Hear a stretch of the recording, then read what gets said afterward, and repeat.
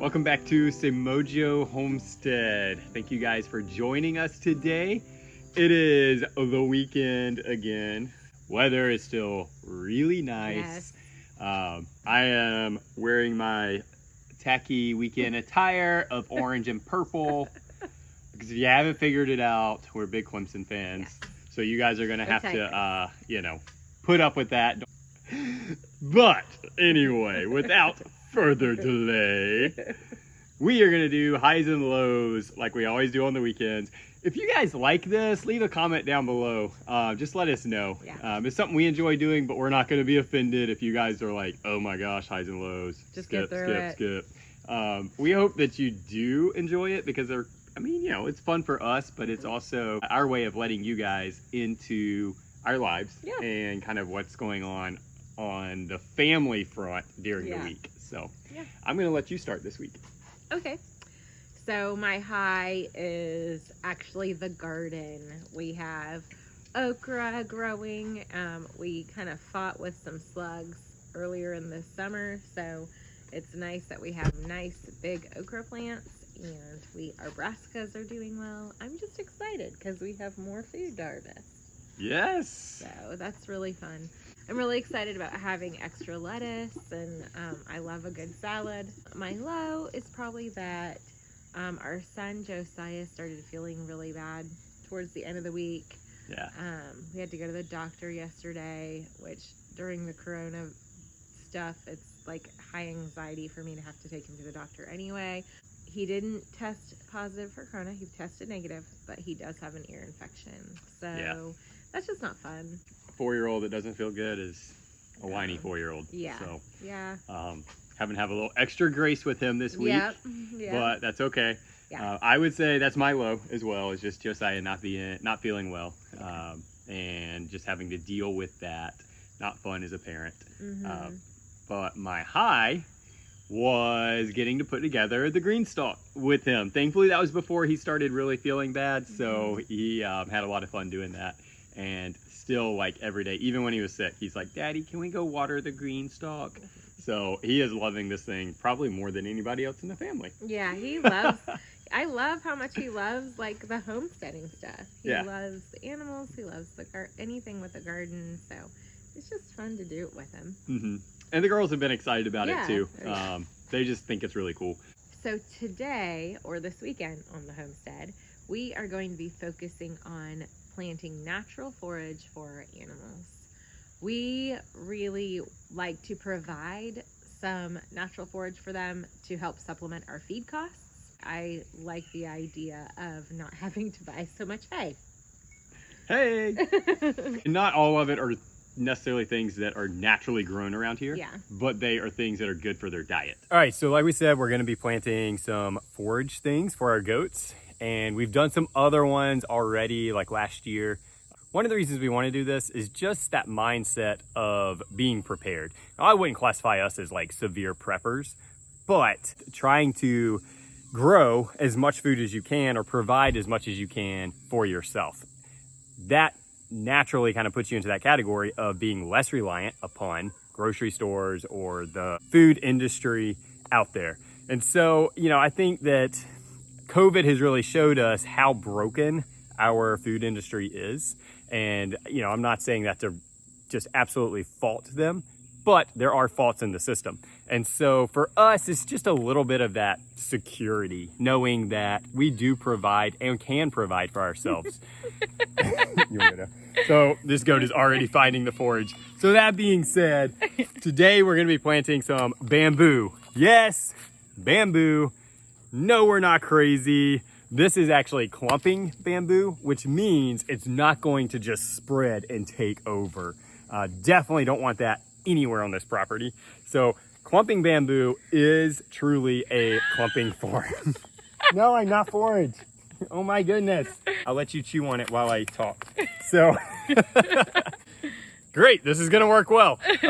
Clumping bamboo really does stay clumped. And even after like 10 to 15 years, the clump is only about 6 to 8 feet wide. Excuse you. So it stays contained and it doesn't get out of control like the stereotypical bamboo does. And so that's what we're gonna be doing. We're gonna be planting it on the outside of their fence because as you saw, like they will completely mow this thing down to the ground and I want it to have a chance to get established. Now we're gonna be planting it close enough to where the clump will spread into their pen and they can just eat on that as much as they want. They can mow it to the ground, I don't care. It will be established enough by then so it will be able to recover from that. As you may know, bamboo is quick growing, so it's a great resourceful plant. It is also a grass, which is why it's great forage. All right, so I've been wanting to take this tree out, so we're just gonna take it out and put the bamboo here. But one last thing on the bamboo, you know, it is gonna grow fast. If we had a hard time getting hay, this would not be able to 100% replace it just because we're not planting enough. I'm planting 3 of them. But again, for us, it's really just for now to supplement so that they can munch on it. It gives a little bit more variety in their diet and hopefully slow them down on hay consumption.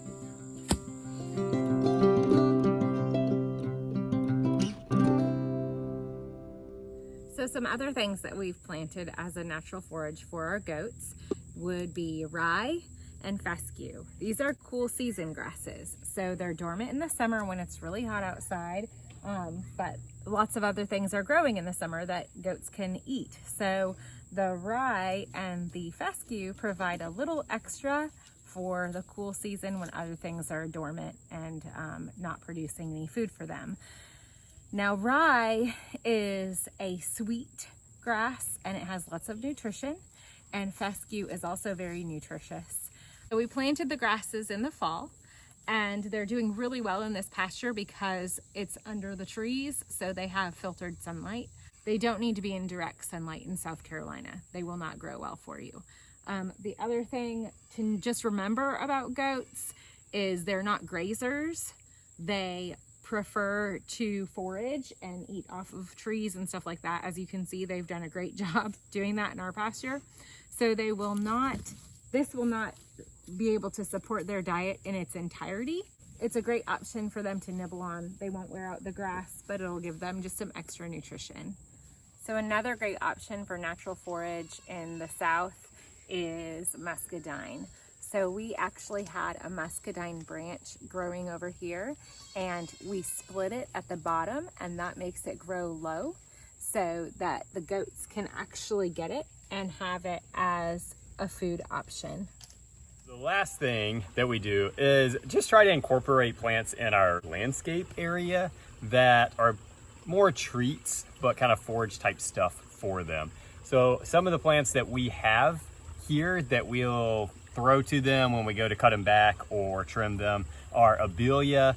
They really like abelia. We have fatsia, these guys, which they'll kind of every now and then they might take those. Sometimes they just ignore them.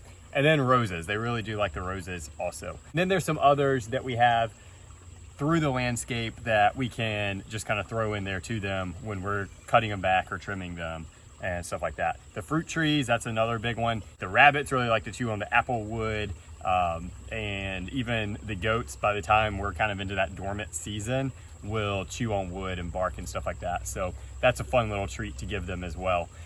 There are some things though, if you have goats, that are completely a no-no for them. They are toxic. Loropetalum is the biggest one that we have on our property that we cannot give to them. That is a toxic one to goats. Usually only in like large amounts, but I'm not gonna risk it. So before you give any livestock ornamental landscape plants, you really want to do your research and make sure that it is safe for them and it's nothing that is going to make them sick or even worse, cause death. So that about wraps it up for today's video. If you like this content, give us a thumbs up. Hey, we'd love to hear your feedback also on any of this stuff. If you've got questions, if you've got other things that you use for just kind of wild forage or that you're planting, we would love to hear it. We are definitely open to all of that. One thing that I did not cover is that we are growing the banana tree, if you missed that one, but bananas are kind of a fun treat. You don't want to give them too many banana leaves because that's a lot of water and there's not a lot of nutrients in it. So they basically fill up on water. But that's another good one. And then any of your native grasses in the area, And they're not going to be, you know, the goat's favorite, but, you know, push comes to shove, you got that out there as well. And these things that we've planted are good for all of our animals. All of them enjoy having some of these as treats and forage. So thank you guys for coming along with us today. Hope you have a great week and be blessed.